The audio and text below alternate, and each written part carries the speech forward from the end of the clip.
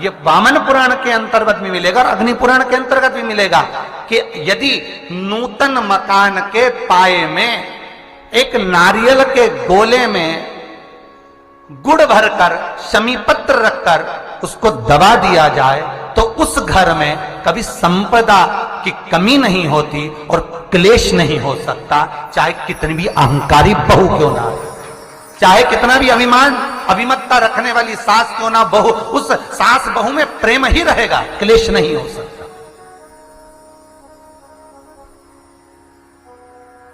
उसमें विवाद नहीं हो सकता। उस घर के अंदर जितने भाई रह रहे हो, जितने कुटुंबी रह रहे हो, परिवार रह रहा हो, उसमें क्लेश का कोई मतलब नहीं हो सकता। चलो याद करिए, पुराने के समय में नरेंद्र ने बोला, लक्ष्मी आज शनिवार का दिन है जिस दिन अपन इस दरिद्रता से मिलने के लिए पीपल के पेड़ के नीचे आए हैं।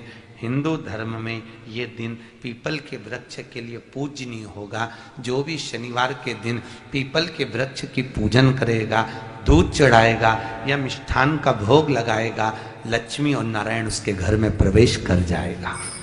लक्ष्मी और नारायण उसके घर में प्रवेश करेगा, इसलिए नियम बनाया। कौन से दिन का? शनिवार। लक्ष्मी जी बोली, नारायण आपने तो एक दिन का वार लिख दिया, शंकर जी ने 7 वार बनाए हैं, रविवार, सोमवार, मंगल, बुध, गुरु, शुक्र और शनि, ये शिव जी ने बनाए।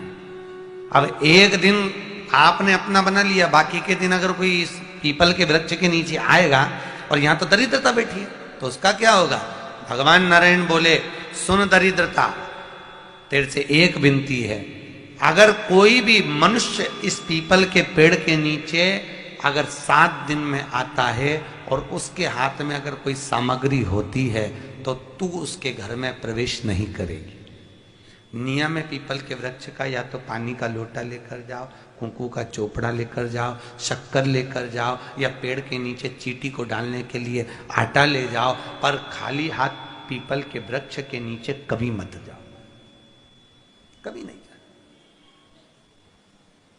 खाली हाथ जाओगे तो दरिद्रता तुम्हारे घर में प्रवेश करेगी। दरिद्रता उठकर खड़ी होकर बोली, नारायण तुमने अपनी मनमानी करी है, एक दिन मुझे भी मेरा चाहिए। भगवान ने कहा, बोल कौन सा दिन चाहिए? दरिद्रता कहती है, रविवार के दिन इस पीपल के वृक्ष के नीचे मैं दिन भर नृत्य करूं, इसमें रहूं, और जो यहां आए रविवार को मैं उसके घर में प्रवेश करूं। भगवान ने कहा, ठीक है। दरिद्रता, रविवार का दिन एक ऐसा दिन रहेगा जिस दिन तू इस पीपल के वृक्ष के नीचे नृत्य करेगी और जो आएगा इस पीपल के वृक्ष के नीचे तो उसके साथ प्रवेश करेगी। मैंने तुझे वर दिया। इसलिए हमारे यहाँ केवल पीपल का वृक्ष अगर दीवार में भी लग जाता है ना, किसी की फैक्ट्री की दीवार में, किसी के घर की दीवार में पीपल का वृक्ष अगर लग जाता है, पीपल का पौधा लग जाता है, उसको कितना भी तोड़ लो वो वापिस लग जाएगा। फिर तोड़ोगे फिर लग जाएगा।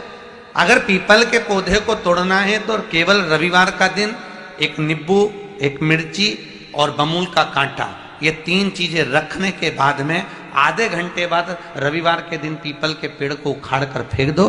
दूसरी बार कभी पीपल दीवार में लगता ही नहीं, कभी नहीं लग सकता। केवल एक रविवार का, केवल एक संडे, इतवार का। घर में दीवानों पर अगर पीपल लग भी गया है, इसलिए पीपल के वृक्ष को उखाड़ने का, अगर घर में पीपल लगा हुआ है या पीपल का पौधा हमारे घर में लग गया, उसको उतारना, निकालना, लगाना, तो पीपल के वृक्ष को अगर निकाला जाता है तो रविवार के दिन, और अगर पीपल के वृक्ष को कहीं लगाया जाता है तो सोमवार के दिन या मंगलवार के दिन, बुधवार के दिन, इन दिनों में लगा सकते पीपल के वृक्ष कहीं लगाना।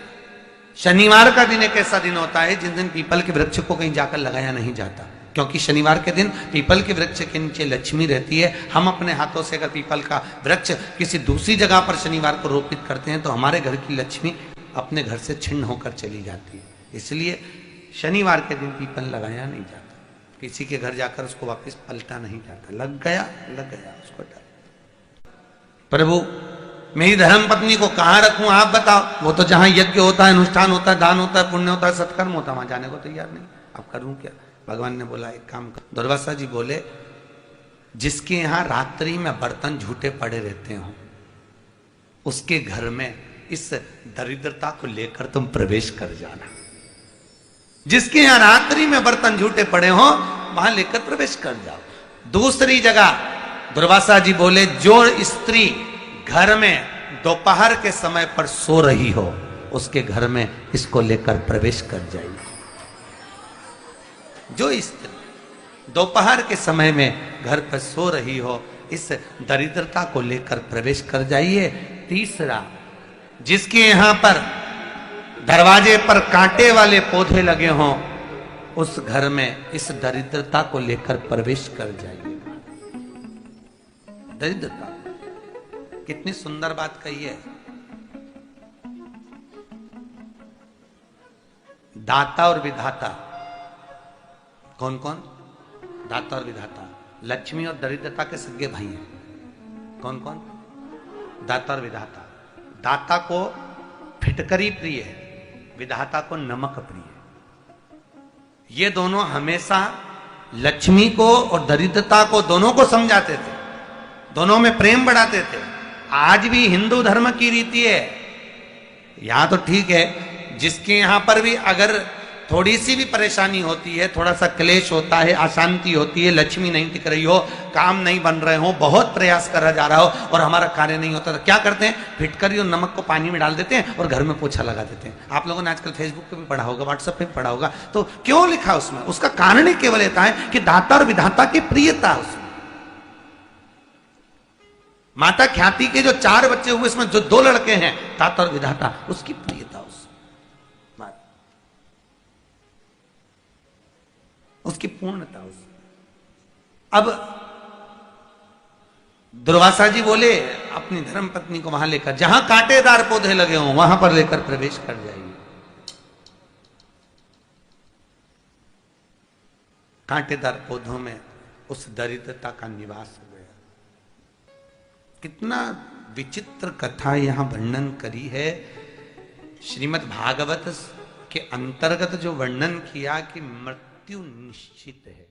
और शनि महाराज का भी पांव टूट गया था। टूटा था कि नहीं टूटा था? जो अपनी माता संध्या को लात मारी थी, शनि महाराज ने लात मारी तो पांव टूट गया। शनि महाराज की आंख में आंसू। देवर्षि नारद के पास है, नारद जी मेरा पांव टूट गया, मैंने अपनी मां को लात मारी। नारद जी बोले तू तो द्रोषी है, तूने अपनी माता को लात क्यों मारी? कुछ करिए। कोई देवता नहीं अपनाया। तब भगवान नारद जी ने कहा शंकर जी के शिवलिंग की स्थापना कर, उसकी पूजन कर।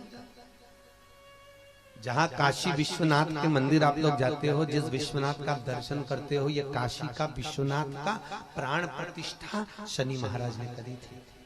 शनि महाराज के हाथ का शिवलिंग है और शिवलिंग की स्थापना कर कर शनि महाराज ने भगवान शंकर से मांगा। शिवजी प्रकट हुए, मांगो शनि तुमको क्या चाहिए? शनि महाराज ने कहा मेरा पांव टूट गया, आप कृपा करिए। भगवान शंकर ने कहा शनि तूने मेरा भजन करा है, जा तेरा पांव तो जुड़ेगा पर पांव में थोड़ी लचकता तेरी बनी रहेगी। दुनिया के लोगों को शनि लगता है और शनि को शंकर लगता है। दुनिया के लोगों को शनि लगता है, शनि को शंकर। इसलिए आज भी नियम है कि काशी विश्वनाथ का नाम लेकर एक काजल की डिब्बी को लीजिए। अगर किसी को शनि लग गया हो, कोई प्रॉपर्टी का काम कर रहे हो, कोई व्यापार करते हो और व्यापार नहीं चल रहा, बहुत अड़चने आ रही है, कोई ना कोई परेशानी पे परेशानी आ रही है, एक काजल की डिब्बी लो, काजल की डिब्बी लो, काशी विश्वनाथ का नाम लो और 21 बार उतारो और उतार कर किसी पेड़ के नीचे तक खड्डा खोद कर उसको दबा दीजिए। आपका काम यूं सफलता की ओर बढ़ना चालू हो जाएगा। शनि की कुदृष्टि समाप्त, 7.5 ढैया समाप्त। परेशानी तो प्रसन्नता होती है, एक मन की प्रसन्नता होती है और एक चेहरे की प्रसन्नता होती है। और संसार में अगर आपको सफल होना है तो ये दोनों प्रसन्नता का ध्यान रखना पड़ेगा। मन की प्रसन्नता का भी ध्यान रखना पड़ेगा और चेहरे की प्रसन्नता का भी ध्यान रखना पड़ेगा। अभी छत्तीसगढ़ के नगपुरा में कथा थी तो हमने कहा था अपनी स्माइल और अपनी स्टाइल कभी कम मत होने दो। ना अपनी स्माइल कम होने दो, ना अपनी स्टाइल कम होने दो। ये दोनों चीजें बरकरार रखिए। और आज फिर शिवपुराण की कथा इस महाराष्ट्र के मुंबई शहर से निवेदन करना चाहूंगा कि दो प्रसन्नता होती है, एक मन की प्रसन्नता और एक चेहरे की प्रसन्नता, और ये दोनों होना जरूरी है।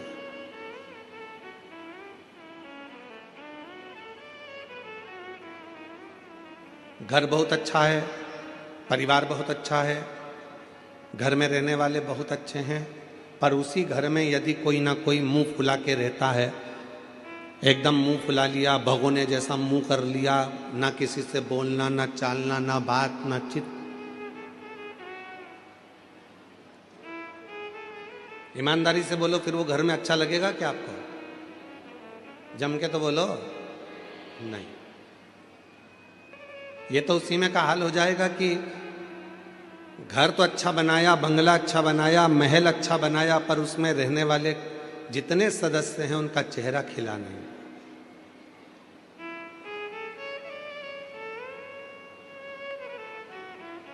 जैसे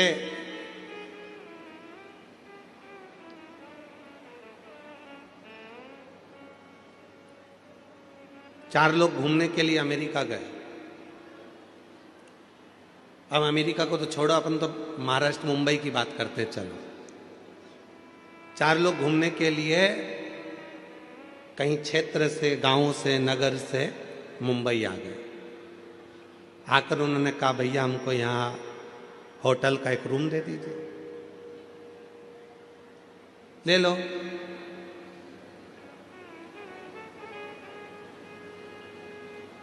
चाबी दे दो, चले जाओ। 100 मंजिल ऊपर एक कमरा है, वो कमरा तुमको दिया। दूसरे दोस्त ने कहा चक्कर आ गए, 100 मंजिल ऊपर चढ़ेंगे कैसे? उसने कहा लिफ्ट लगी है, बटन दबाना, 100 मंजिल ऊपर पहुंच जाओगे, बटन दबाना, नीचे आ जाओगे, आना जाना चलता रहे। उन्होंने कहा ठीक है। चाबी ले ली, लिफ्ट चालू हो गई, आना जाना चालू कर लिया। 4 दिन मुंबई में घूमे फिरे। 5वें दिन जब घूमकर थक कर होटल में पहुंचे, बटन दबाई तो लाइट नहीं थी। आवाज नहीं है भैया राइट वाले पंडाल में।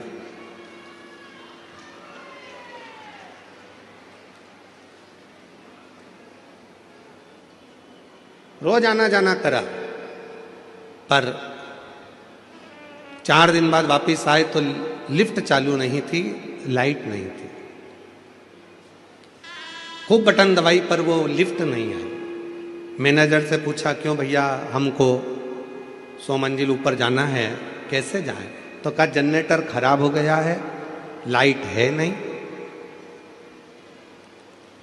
या तो एक काम करो कि सीढ़ियों से चढ़ते चढ़ते 100 मंजिल ऊपर पहुंच जाओ। सीढ़ियों से चढ़ते हुए 100 मंजिल। चारों ने विचार करा हमारे बस की बात नहीं है, हम तो नीचे सो जाएंगे दरी बिछा कर। उन्होंने कहा ठीक है, 10,000 रुपये किराया लगेगा। उन्होंने कहा फिर तो हम ऊपर ही चले जाएंगे। चारों व्यक्ति ने विचार करा, अपनी अपनी बात निकालो, दुख भरी कथा कहो, अभी पहुंच जाएंगे। पहले व्यक्ति ने अपनी दुख भरी कथा कही, 20 मंजिल ऊपर पहुंच गए। दूसरे ने अपनी कथा कही, 40 मंजिल ऊपर पहुंच गए। तीसरे ने अपनी दुख भरी कथा कही, 80 मंजिल ऊपर पहुंच गए। अब चौथे व्यक्ति से कहा कि तू अपनी दुख भरी कथा कहा। सुना, उसने कहा मैं अपनी दुख भरी कथा कहूँगा तो तुम सब रो पड़ोगे, इसलिए नहीं कहूँ तो अच्छा है। चलते चलते 90 मंजिल ऊपर पहुंच गए। फिर 95 मंजिल ऊपर पहुंच गए। उस चौथे व्यक्ति से कहा तू अपनी दुख भरी कथा कहे। उसने कहा मेरी दुख भरी कथा केवल इतनी है कि कमरे की चाबी नीचे रह गई है।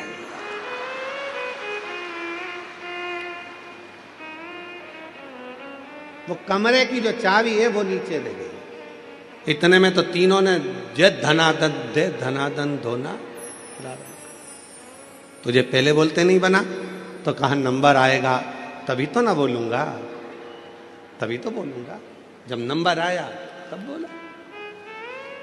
ये कमरे की चाबी की कथा नहीं, ये अपनी कथा है। बचपन, जवानी, अधेड़ी और बुढ़ापा, 4 दोस्त हैं आपके और हमारे। बचपन भी हमारा दोस्त है, जवानी भी हमारी दोस्त है, अधेड़ी भी हमारी दोस्त है और बुढ़ापा भी हमारा दोस्त है। अब इन 4 दोस्तों में तुम्हें चलना है। बचपन ने अपना फर्ज अदा कर दिया, जवानी ने अपना फर्ज अदा कर दिया, अधेड़ी ने अपना फर्ज अदा कर दिया। अब आया है बुढ़ापा, और बुढ़ापे में जो फर्ज अदा करना रहता है वो बहुत कठिन रहता है। 4 बेटे हैं, 3 बेटे हैं, 2 बेटे हैं, 1 बेटा है, सबको साथ सब।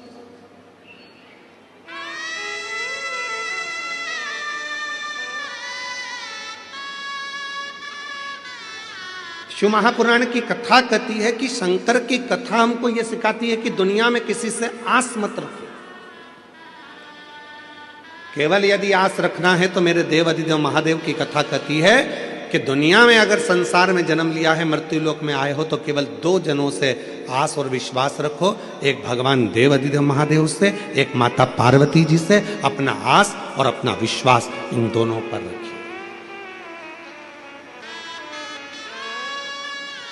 दोनों पर रखो। तुम जिन जिन से आस लगाकर बैठोगे, जब तुम्हारी आस टूटेगी तो दुख तुमको होगा। कितना आस लगाते हो?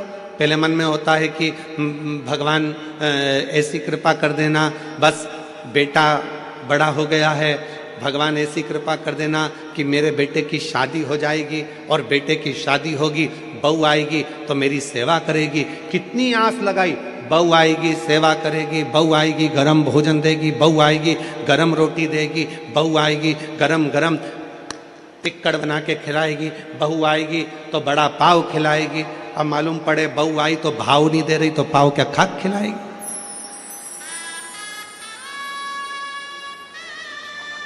आस टूटा,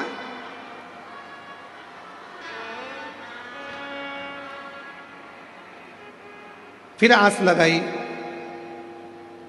कि बहुत कुछ प्राप्त करूंगा, और वो आस पूरी नहीं हुई तो दुख हुआ। शिव कथा कर रही है, आस अगर लगाना है तो केवल हमारे देव अधिदेव महादेव भगवान। किसके भरोसे आए हो यहां पर? महादेव के। सियोर वाले महाराज के भरोसे नहीं।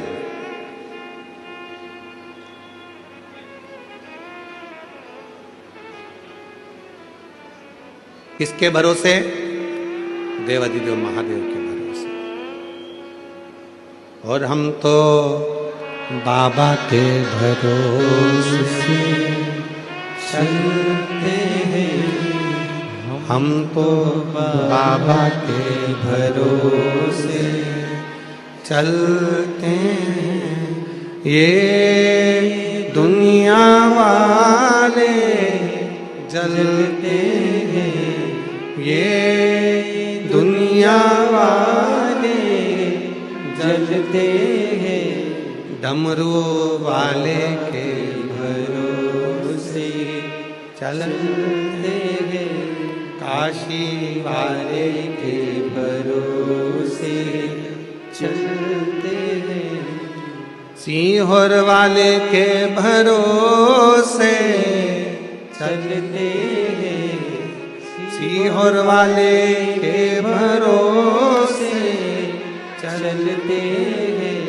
हम तो बाबा के भरोसे चलते हैं, काशी वाले के भरोसे चलते हैं। किसी दूसरे के भरोसे नहीं, किसी दूसरे के आश्रित होकर नहीं, अपने शिव के आश्रित होकर चल।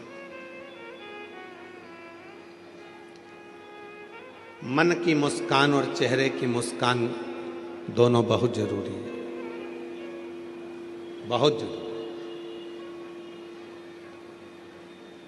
आज के समय में अगर परिवार टूट रहा है तो उसका केवल एक कारण है कि हमारे परिवार में चेहरे की मुस्कुराहट चली गई है।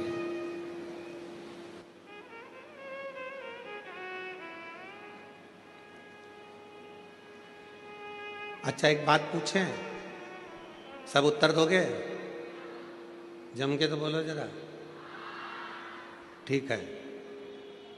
परिवार में शादी में जाते हो, फोटो खिंचवाते हो? आपके मम्मी भी गए हैं, आपके पिताजी भी गए हैं, आई भी गई है, भाऊ भी गए हैं, और वो मराठी भाषा में क्या कहते हैं, मुलगा मुलगी भी गए हैं। ठीक है। तो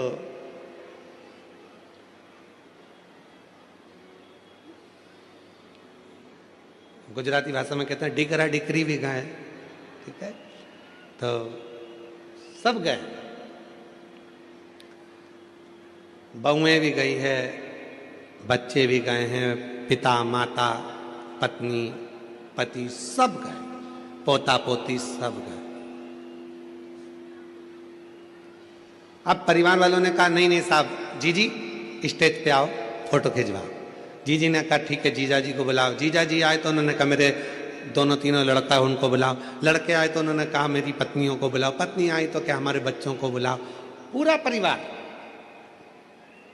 जब एक साथ शादी के स्टेज पर फोटो खिंचवाता है, इतना सुंदर फोटो आता है, तो तुम उसको घर की दीवार पे लगाते हो कि हमारा इतना अच्छा फोटो आया था शादी में। पूरा परिवार, मेरी लड़कियां, मेरे दामाद, मेरे बेटे, मेरी बहुएं, मेरे पोते, मेरी पोती, मेरे नाती, मेरे पंती, सब उस फोटो में दिख रहे हैं। जब एक फोटो परिवार के साथ एकत्रित होकर अच्छा आ गया, तो तुमने उसको घर के हॉल में लगा दिया। जरा विचार करिए कि महीने में 15 दिन में जब पूरा परिवार एक जगह बैठकर भोजन करेगा, तो तुम्हारी जिंदगी कितनी सार्थक हो सकती है, कितनी सार्थक हो सकती है। हम जानते हैं कि मुंबई में ये सब चीजें संभव नहीं है। बड़े बड़े शहरों की रीति बड़ी विचित्र है। हम दो, जम के बोलो, हम दो हमारे दो, और घर में एक्स्ट्रा आ जाए तो बाहर फेंक दो। बड़े बड़े शहरों की रीति बड़ी, पर आपसे निवेदन है, मान लो मुंबई में हम ये नहीं कर सकते, अपने बड़े बड़े शहरों में फ्लैटों में नहीं कर सकते कि इतना बड़ा परिवार हम अपने फ्लैट में जोड़ लें।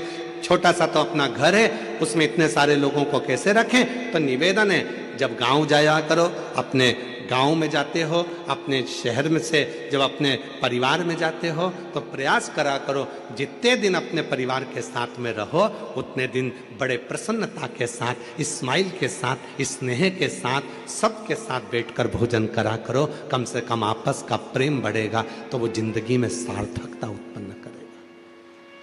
प्रेम बढ़ा। आज के समय में धन की कमी नहीं है, आज के समय में व्यापार की कमी नहीं है, आज के समय में काम की कमी नहीं है, आज के समय में कोई प्रॉपर्टी की कमी नहीं है। आज के समय में सबके पास धन है, वैभव है, प्रतिष्ठा है, मकान है, बंगला है, फ्लैट है, जमीन है, जायदाद, सबके पास। और नहीं है तो लोन वाले तुम्हारे पीछे पीछे घूमकर हाथ जोड़कर कहते हैं लोन ले लो।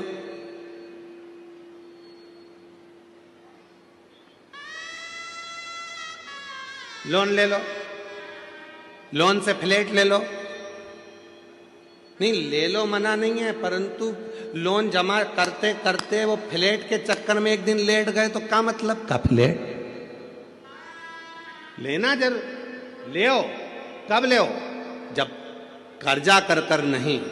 जिस दिन मेरा भोले बाबा अपना भंडार तुम्हारे ऊपर लुटा दे, उस दिन तुम्हें जो खरीदना है खरीदो, पर कर्जा कर कर नहीं। हृदय के साथ जैसे रह रहे हो, अपनी जिंदगी को खुश रहने का प्रयास